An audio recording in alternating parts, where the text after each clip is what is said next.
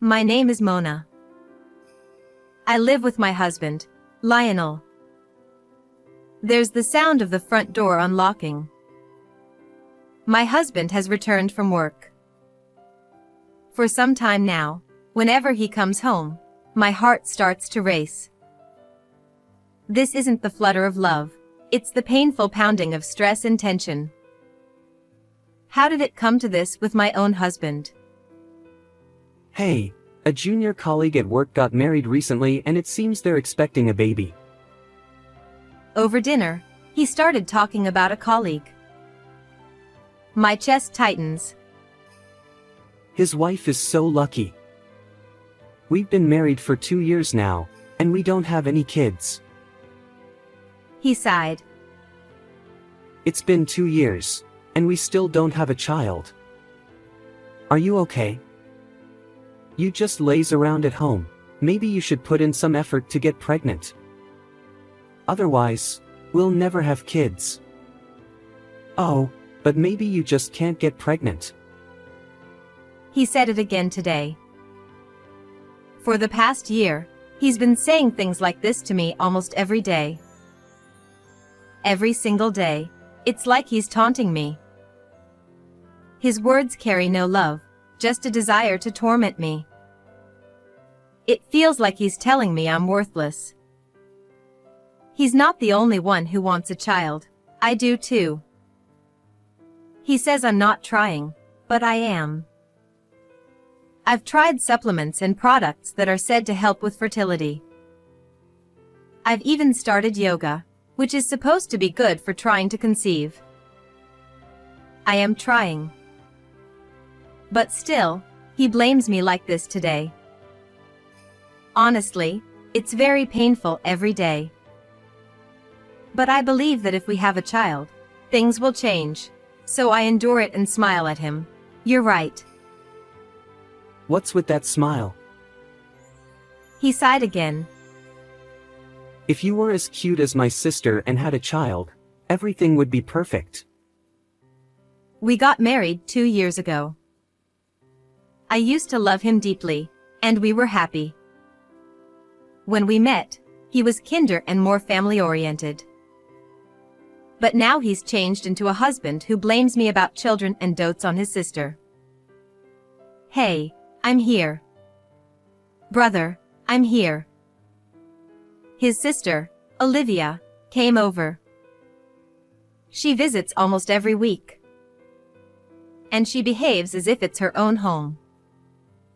She opens the fridge and looks for food and drinks. Olivia, you're here. You look cute as always. Make yourself comfortable.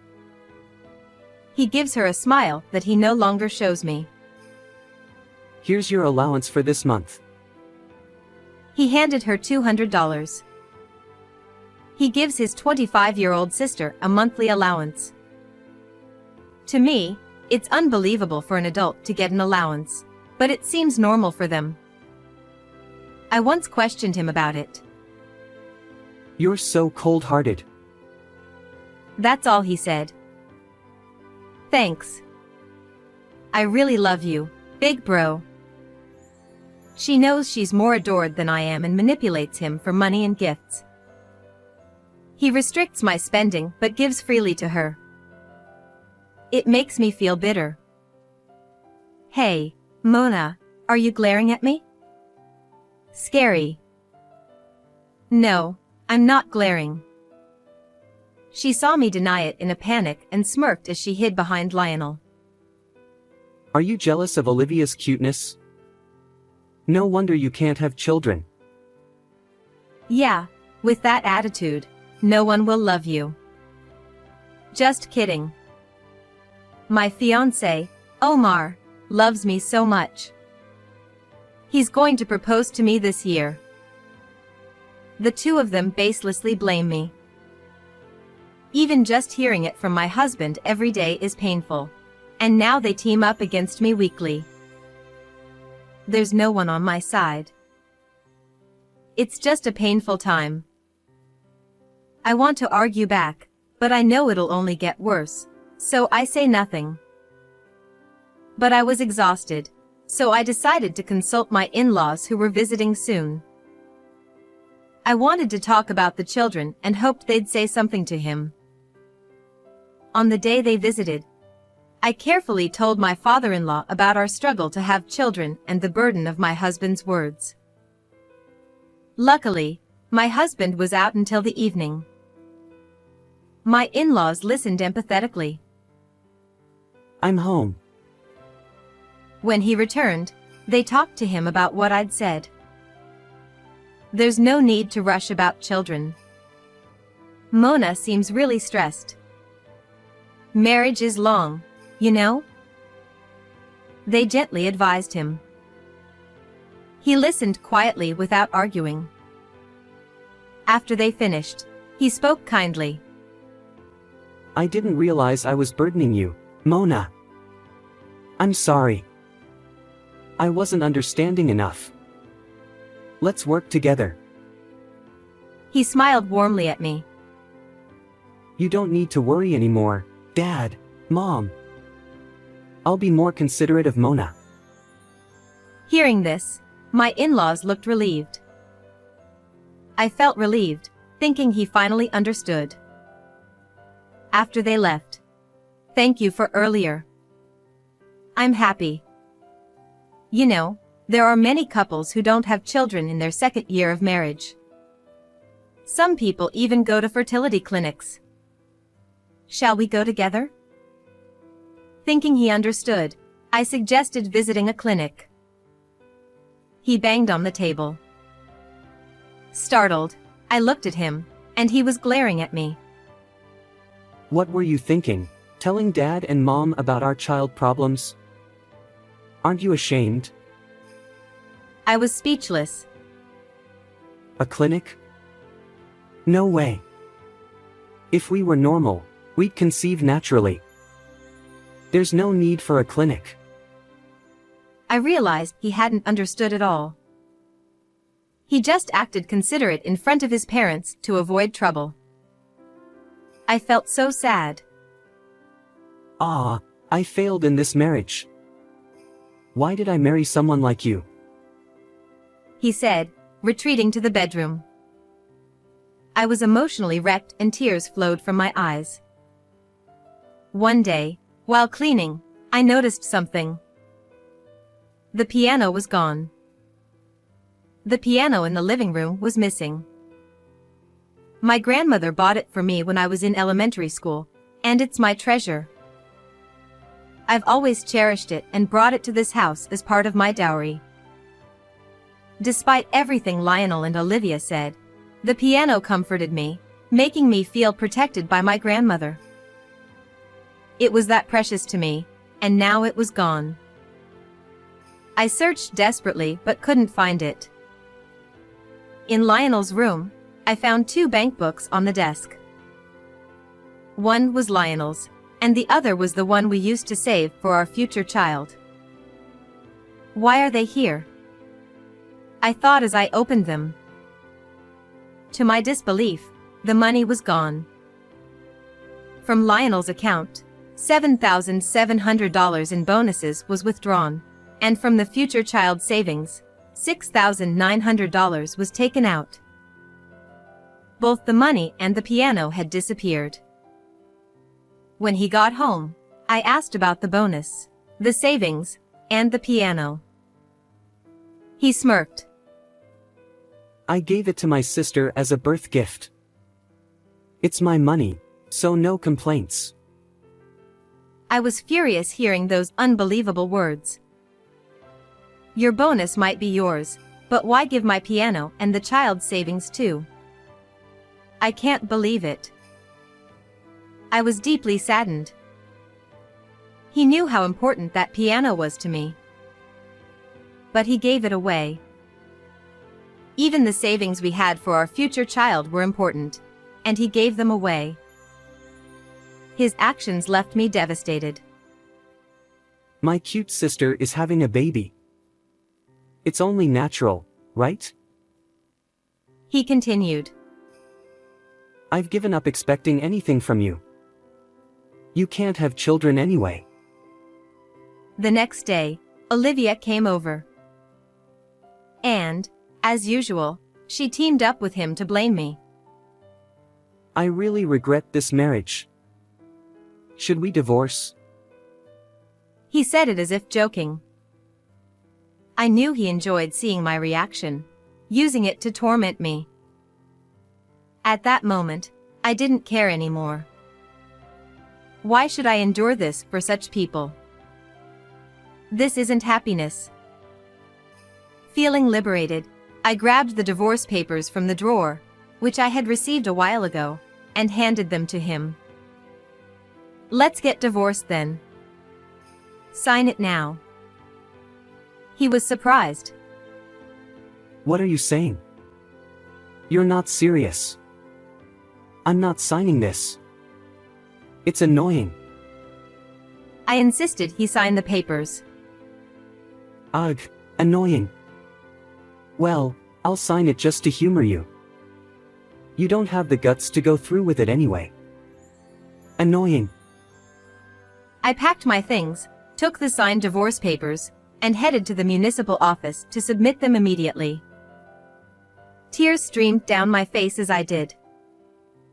I felt a weight lift off my shoulders.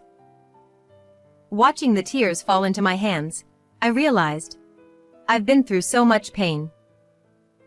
I headed straight to my in-laws' house. When they saw my swollen, tear-stained face, they hugged me and welcomed me inside. I told them everything, sparing no details, which I had previously sugarcoated. I then took out my phone and played the recordings I had made. The voices of my ex-husband and his sister blaming me filled the room. My in-laws, upon hearing everything, were too shocked to speak. They hugged me tightly with tears in their eyes. I'm sorry, Mona. I'm so sorry. You must have been through so much. Mona, we're truly sorry. We'll protect you now, so you can feel safe. I also called my own parents to tell them about the divorce and the hardships I'd been enduring. My in-laws apologized for their son and daughter's actions, and everyone became my allies. I had never had anyone on my side before. It had always been a daily barrage of blame. Now, I was overwhelmed with gratitude for my supportive in-laws and parents. By the way, Mona, is it true that Olivia is pregnant? Yes, I was surprised too. We hadn't heard anything about it. They were very surprised to hear that my sister-in-law was pregnant, as they hadn't been told. We decided to call Olivia's fiancé, Omar, to verify the truth. From Omar's account, I started to believe my suspicions were correct. Later, I noticed multiple missed calls from Olivia. I could guess why she was calling so persistently. When she called again, I answered and heard her frantic voice. Finally. What were you doing? Who is this? What? She sounded surprised by my question. What are you talking about? Never mind that. Mona, why did you tell everyone about my pregnancy? She was furious, clearly upset that I had told her parents and fiancé. It was horrible of you to tell them without my permission. I won't forgive you. Why? Why shouldn't I have told them? You should know why. I sensed confusion beneath her anger. I don't understand. Your brother's sister is pregnant. I wanted to share the joy with the family, so I told your parents and your fiancé, Omar. Though, I was surprised none of them knew. Why hadn't you told them? I continued, despite her angry tone. I thought you'd be the first to tell everyone if you were pregnant. Why didn't you? It's not that simple. People have their reasons. Oh, because your lie would be exposed? What? I had long suspected whether she was truly pregnant. Her behavior didn't match that of a pregnant woman, drinking alcohol, eating raw foods, and even smoking. My suspicions were confirmed when we spoke to her fiancé with my in-laws. Omar revealed that Olivia had a large amount of debt and wasn't pregnant. She had lied about the pregnancy to get money from my ex-husband to pay off her debts. When I confronted her with my theory, she was clearly shaken but continued to deny it. Then show me your maternity record book or let's go to the gynecologist together. If it's not a lie, you can do that, right? When I pressed her, she finally admitted to everything. Her voice was trembling. A few days later, my in-laws, Omar, and I called my ex-husband and Olivia to a meeting. The atmosphere was tense, and Olivia looked nervous. My ex-husband hung his head. When we told him about Olivia's lies, he was shocked. Lies? Tell me it's not true. He turned pale, devastated to learn his beloved sister had deceived him. Olivia, unable to look at anyone, stared at the floor. Omar then spoke. Olivia, I won't marry you. I heard everything you did to Mona. I can't believe it. We're over. Omar, I'm truly sorry. She burst into tears at his words. I will be claiming compensation from you, Lionel. What? I have evidence of how you tormented me. From now on, communicate through my lawyer. No. Mona. Please, give me another chance. I love you. He pleaded, sobbing at my feet. I have no intention of being with you again. You have no idea the pain and suffering you caused me. I can't be with you anymore. As I said this, he broke down even more. Mona, Omar, we're truly sorry. We want to apologize too. Our children have hurt so many people. We're deeply sorry. Olivia, Lionel, listen carefully. Don't come back to this house. We'll take responsibility for the damage you've caused, but we won't help you financially. You must pay your own way. We won't see you again. He spoke to them calmly but sternly. Afterwards, Olivia, now dumped, struggled to repay the money she owed me by working multiple part-time jobs.